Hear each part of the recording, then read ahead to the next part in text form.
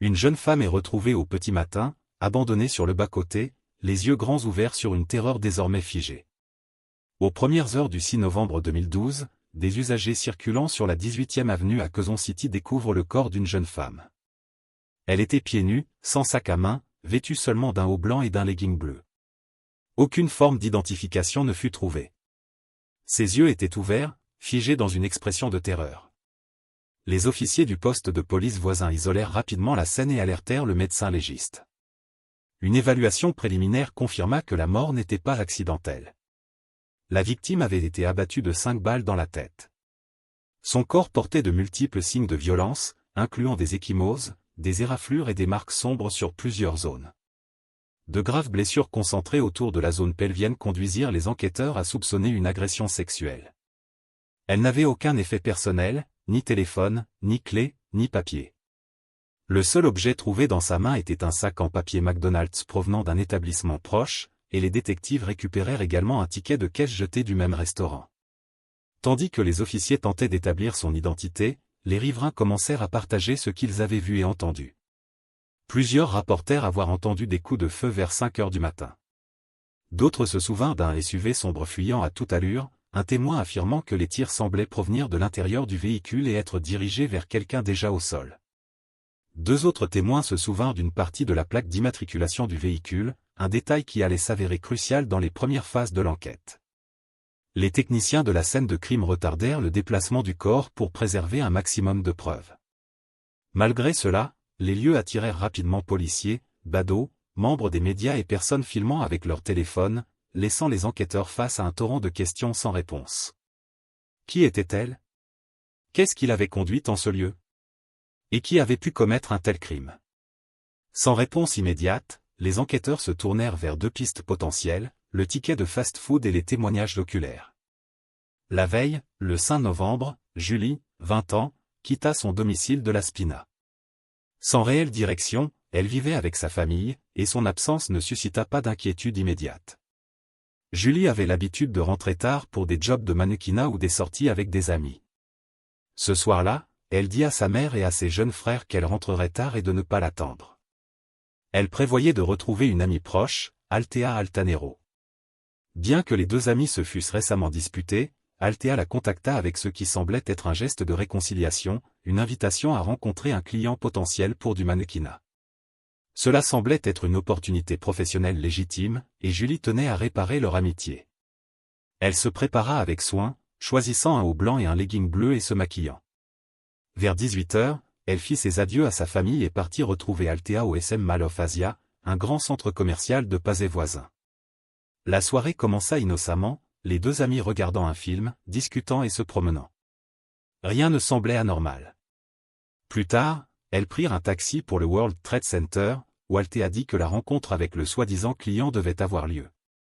Alors qu'elle marchait le long de Diosdado Macapagal Boulevard vers 22 h 30, près de l'intersection avec l'avenue Gilles Puyat, un SUV sombre freina brusquement. 2 hommes en sortirent, saisirent Julie et la forcèrent à monter dans le véhicule. L'enlèvement se déroula en quelques secondes. Althea, qui se tenait à côté de Julie, ne tenta rien pour l'en empêcher. Le sac à main et les chaussures de Julie furent laissés épars sur le trottoir tandis que le SUV démarrait en trombe, laissant le chaos derrière lui.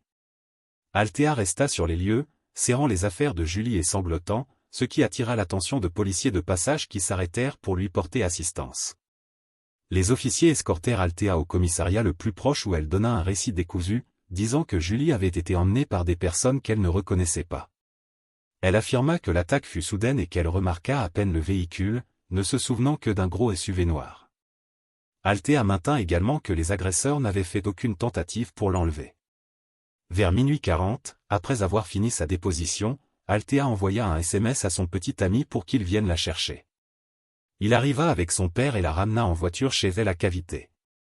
Althea ne demanda pas de soins médicaux et ne retourna pas au commissariat. Dès le lendemain, elle cessa de répondre aux appels des enquêteurs. Une fois Julie officiellement portée disparue, sa famille commença à la rechercher. Althea évitait alors activement les forces de l'ordre. Ses proches dirent plus tard qu'elle craignait pour sa sécurité, mais les détectives identifièrent de multiples contradictions dans son récit. Elle n'avait jamais divulgué la rencontre préarrangée avec Julie ni la prétendue opportunité professionnelle. Elle avait également omis l'identité de son petit ami, propriétaire du véhicule soupçonné d'avoir été utilisé pour l'enlèvement. Dans la phase initiale de l'enquête, le récit d'Althea n'offrait aucun motif clair à l'attaque. Ce n'est qu'avec l'émergence de nouveaux détails que les enquêteurs commencèrent à reconstituer ce qui avait pu se passer réellement cette nuit-là. Julie Ann était née le 14 juillet 1992 et avait grandi à La Spina, une banlieue sud de Metro Manila, dans une famille modeste mais soudée. Elle était l'une de 6 enfants. Sa mère, Luz, subvenait aux besoins du foyer en cuisinant et vendant de la nourriture maison. Il n'y avait pas de père présent dans leur vie. Son identité et sa localisation étaient inconnues, et il ne jouait aucun rôle dans leur quotidien. Malgré des difficultés financières constantes, Julie fut élevée dans un environnement aimant et soutenant. Dès son plus jeune âge, elle fit preuve de maturité, de détermination et d'un sens aigu des responsabilités. Julie choisit de suivre des études en gestion hôtelière et restauration à l'université Arellano, un établissement privé, avec des projets à long terme clairs. Cependant, le coût des frais de scolarité était important, l'obligeant à interrompre plusieurs fois ses études pour pouvoir les financer. Elle travaillait à temps partiel et le mannequinat n'était pas une quête de célébrité mais un moyen pratique de subvenir à ses besoins. Elle entra dans l'industrie du mannequinat par une connaissance personnelle, ce qui mena à des projets commerciaux et à une apparition sur la chaîne ABS-CBN. Alors que sa carrière prenait de l'ampleur, elle participa à des séances photos pour des magazines masculins prestigieux, dont FHM Philippines. Son apparence, son professionnalisme et sa forte éthique de travail lui valurent du travail régulier. En jonglant entre études et mannequinat, Julie construisait patiemment un avenir dans un secteur très compétitif. Althea Altanero joua un rôle majeur dans la carrière de mannequin de Julie. De 3 ans son aînée et originaire de Cavite, Althea s'était également fait une place dans le milieu et avait atteint en 2012 un niveau de reconnaissance modeste. Elle était apparue dans l'édition de septembre du magazine Jam cette année-là, présentée comme « Petite amie du mois ». Parmi ses pairs, Althea était perçue comme déterminée, énergique et ambitieuse, bien qu'elle cache soigneusement des aspects de sa vie personnelle. Althea était mère de 2 enfants, un fait qu'elle gardait secret car il entrait en conflit avec l'image d'une jeune mannequin libre. Elle et Julie se connaissaient depuis des années, et leur amitié semblait étroite de l'extérieur. Julie lui faisait une confiance absolue. Cependant, alors que la carrière de Julie commençait à décoller et que sa popularité augmentait, des tensions grandirent entre elle et la jalousie commença à affleurer dans le comportement d'Althea. Julie était passée du statut d'amie à celui de rivale perçue. Entre-temps, des rumeurs commencèrent à circuler parmi d'autres mannequins selon lesquels Althea élevait 2 enfants. Elle crut que Julie avait divulgué l'information et y vit une trahison. Ce moment devint un tournant dans leur relation, une jalousie silencieuse dégénérant lentement en ressentiment et finalement en conflit. Bien que la tension fût largement inexprimée, elle planait sur elle. La peur grandissante d'Althea de perdre son statut dans l'industrie la poussa à se confier à son petit ami, Jared. Âgé de 32 ans, il possédait un salon de tatouage à Quezon City et n'avait aucun lien direct avec le mannequinat, mais Althea le décrivait comme ayant un penchant agressif connu. Lors d'une de leurs disputes, Jared avait un jour pointé une arme sur Althea. Elle se sentit menacée, mais choisit de ne pas mettre fin à la relation. Ce fut Jared qui suggéra d'intimider Julie, affirmant que cela lui apprendrait à qui elle avait affaire. Le plan était de mettre en scène une confrontation sans laisser les choses dégénérer. Et Althea ne s'y opposa pas. Elle n'avait pas de plan détaillé et semblait ignorer à quel point la situation pouvait devenir dangereuse. Pourtant, ses actions dans les heures qui suivirent s'avérèrent déterminantes. Elle révéla l'emplacement de Julie, la guida vers l'endroit convenu et resta silencieuse pendant que l'incident se déroulait. Aucune de ces actions ne fut spontanée. Immédiatement après son enlèvement, Julie fut conduite dans un quartier résidentiel de Quezon City appelé Salam Compound, sur Lanao Street. L'endroit était densément peuplé et enclavé, habité principalement par des familles musulmanes. Julie fut emmenée dans une maison privée utilisée temporairement comme planque. Plusieurs hommes liés à Jared s'y trouvaient. Aucun ne tentait de dissimuler son implication. Toute l'opération avait été soigneusement planifiée, chaque personne ayant un rôle spécifique. Selon les dossiers du tribunal, le premier à isoler Julie fut un homme nommé Efran. Il l'emmena dans une pièce séparée et peu après, les autres dans la maison l'entendirent crier et supplier à l'aide. L'un des hommes présents, Jomar, témoigna plus tard qu'il avait entendu ces cris mais n'était pas intervenu. C'est à ce moment que l'agression physique s'intensifia. Des témoins rapportèrent qu'Efran fut l'agresseur initial et resta seul avec elle pendant une longue période. Des preuves montrèrent plus tard que Julie fut soumise à la fois à des coups et à un harcèlement agressif. Plus tard dans la nuit, un homme nommé Aldou arriva à la maison, quelqu'un que les autres participants décrivirent comme dangereux et imprévisible. Il ne faisait pas partie du plan initial et sa présence n'avait pas été approuvée par les autres. À ce moment, la maison était occupée par Jomar, Bob, Abdul et plusieurs autres. Aldou arriva armé d'un pistolet calibre .45. Il évalua rapidement la situation, ignora toute objection et déclara son intention d'agresser Julie avant de s'occuper d'elle. Personne présent ne tenta de l'en empêcher. Son arrivée aggrava drastiquement la situation. Contrairement aux autres, Aldou ne traitait pas l'événement comme une simple intimidation mise en scène. Ses actions montrèrent clairement qu'il n'avait pas l'intention de laisser la jeune femme quitter la maison vivante. Quand Jared revint d'un bref aller-retour au McDonald's, les autres l'informèrent qu'Aldou et Efran avaient déjà agressé Julie. Elle était en état de choc, à peine réactive et incapable de parler clairement. Après avoir évalué la situation, Jared prit une décision. Des témoins déclarèrent plus tard qu'il dit « Il faut régler son cas ». Alors qu'il sortait, Aldou s'approcha de Julie et lui dit qu'on allait la ramener chez elle. Lui faisant confiance, elle exprima sa gratitude.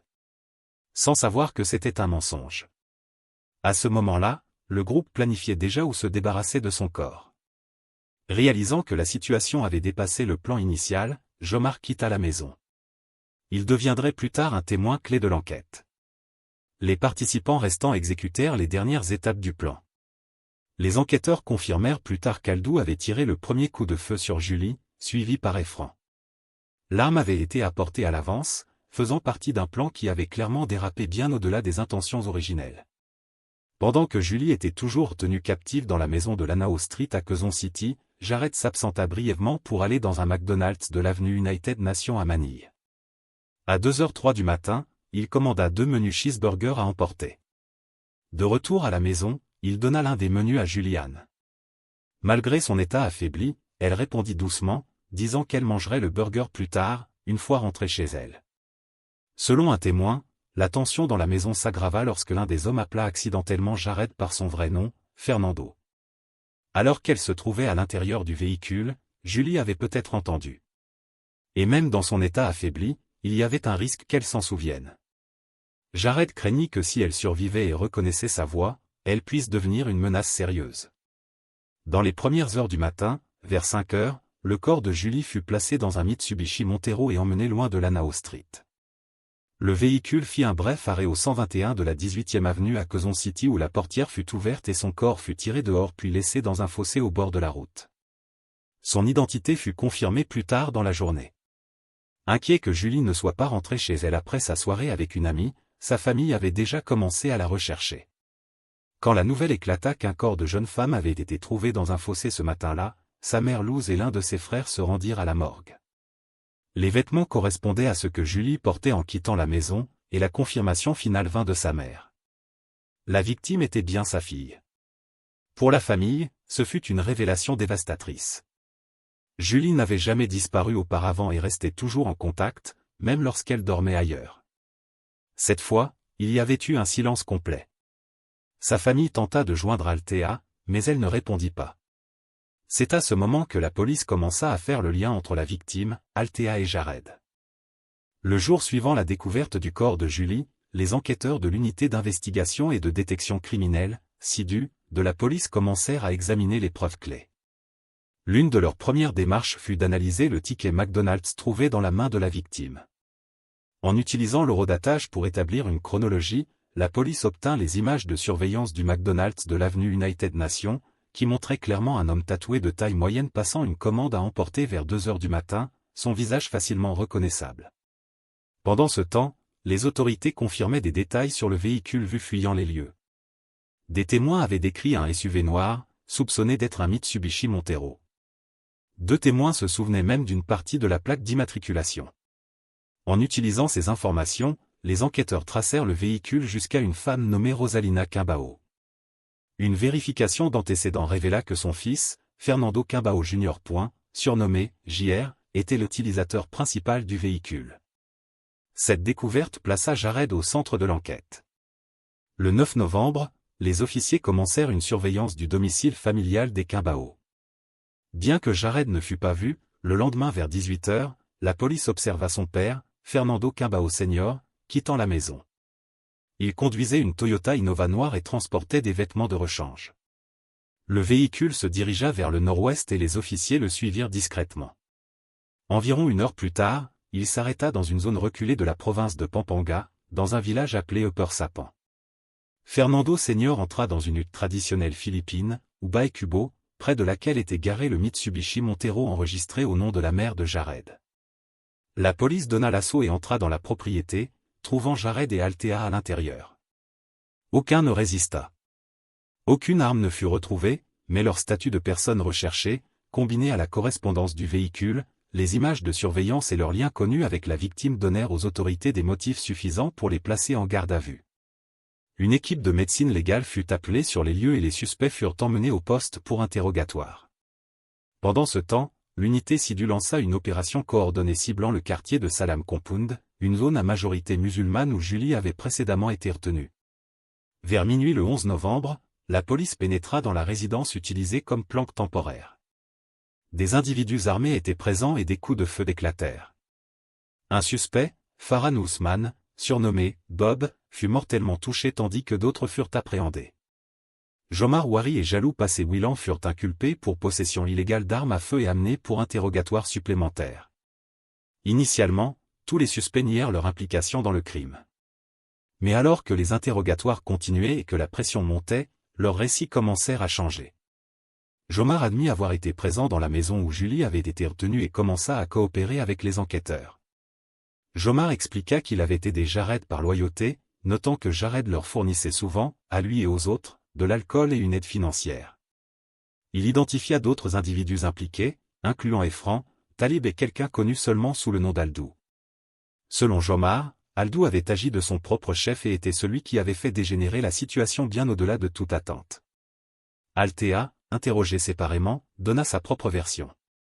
Elle admit avoir accepté d'attirer Julie à l'endroit convenu, mais affirma qu'elle n'avait aucune idée que les choses iraient si loin, insistant sur le fait qu'elle croyait qu'il s'agissait seulement de l'effrayer. Jared, quant à lui, resta silencieux pendant les interrogatoires et contesta la validité de son arrestation, affirmant qu'il n'y avait aucune preuve le reliant directement au crime. L'enquête confirma in fine que 8 individus étaient impliqués dans le crime, Jared, Althea, Jomar, Jalou, Aldou, qui fut plus tard abattu, Abdul et Efran. Il devint évident que les événements n'étaient pas le résultat d'une dispute personnelle ou d'une impulsion émotionnelle, mais faisaient partie d'un plan coordonné et prémédité qui s'était soldé par une perte tragique. Alors que plus de détails émergeaient, l'affaire attira une attention médiatique considérable et l'enquête s'intensifia suite aux arrestations. Althea Altanero accepta de parler aux détectives, mais adopta immédiatement une posture défensive. Pendant l'interrogatoire, elle tenta de se présenter comme une personne manipulée et sous pression de son petit ami, affirmant que Jared l'avait précédemment menacée et qu'elle s'était sentie obligée de suivre son plan.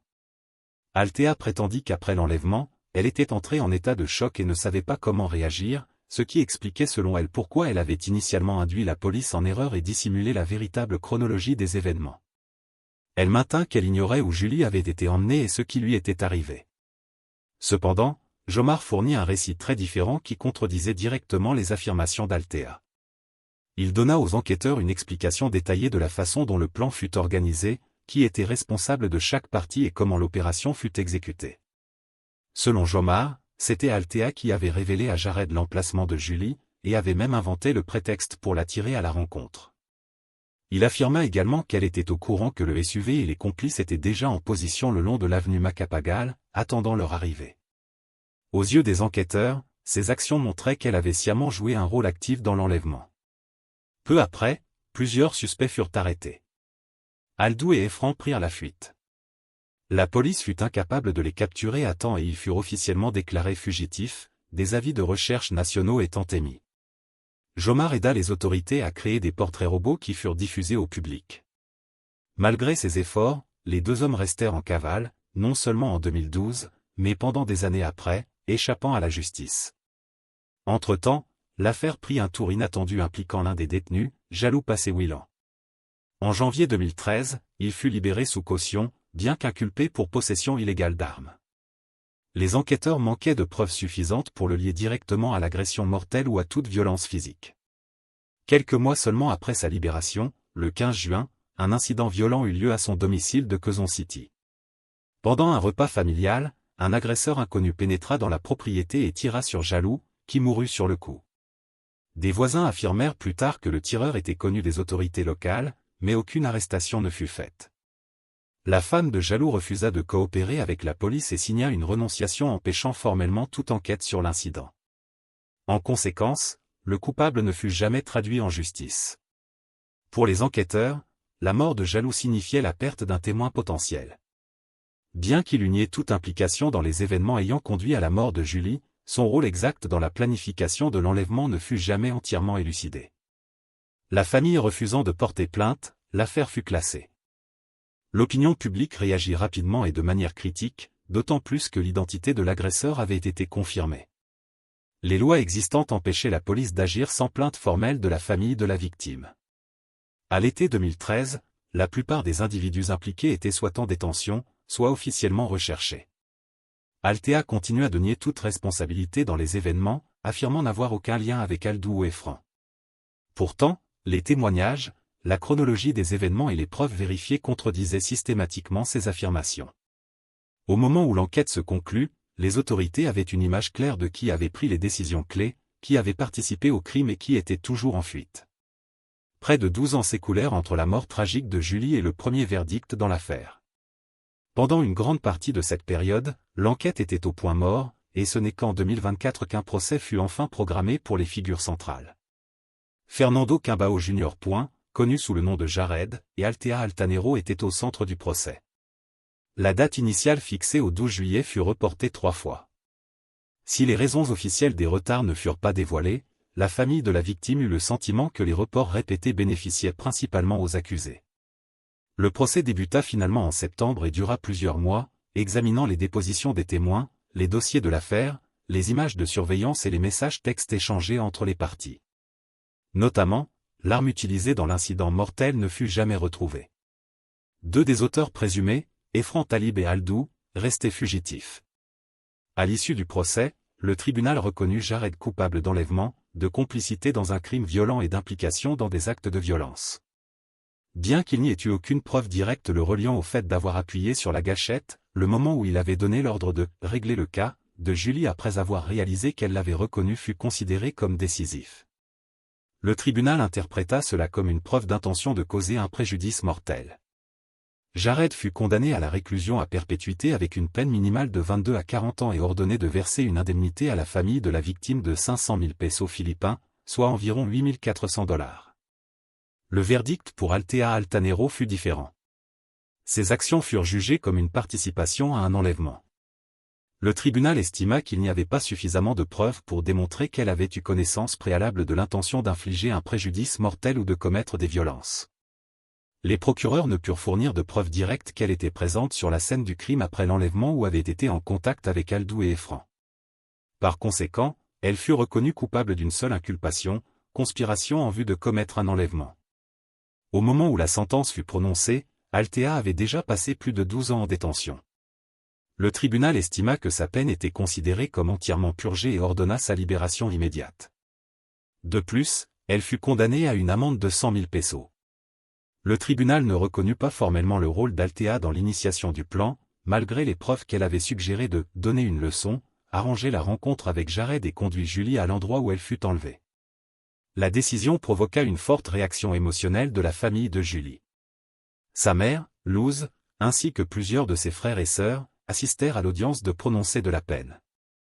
L'un de ses frères, Alvin, déclara publiquement que le pardon était impossible. La famille déposa par la suite un recours devant la Cour suprême demandant une réévaluation des actions d'Altea.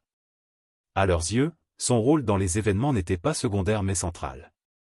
Elle avait initié le conflit, impliqué Jared et agi avec un motif personnel guidant ses décisions. Au-delà des arguments juridiques, l'affaire souleva également des questions éthiques non résolues.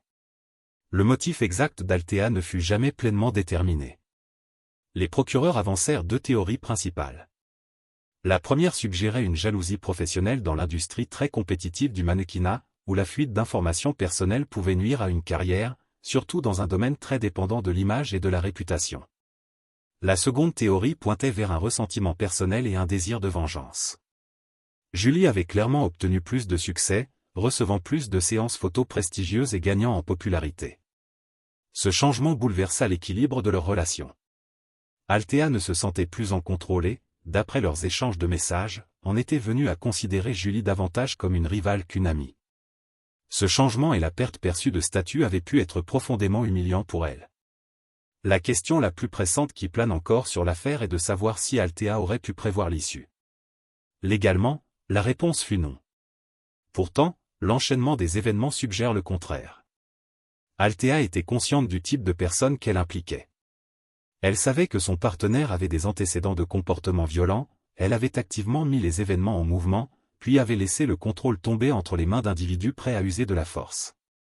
Le refus du tribunal de reconnaître cela comme un facteur contributif laissa la famille de Julie trahie par le système judiciaire. La conclusion du procès ne marqua pas la fin de l'histoire. 2 individus clés impliqués dans le crime sont toujours en fuite, et la famille de Julie continue de pousser pour une révision complète de l'affaire. Sa mère déclara qu'elle continuerait à se battre pour la justice, qualifiant la libération d'Althea d'insulte à la mémoire de sa fille. Si la question de la culpabilité a été tranchée, le problème pressant est désormais de savoir si cette culpabilité sera jamais pleinement punie. Si vous avez trouvé cette affaire fascinante, n'oubliez pas d'aimer la vidéo et de vous abonner à la chaîne. Nous publions des vidéos sur des affaires criminelles chaque soir. Jusqu'à la prochaine fois, restez attentifs, restez vigilants.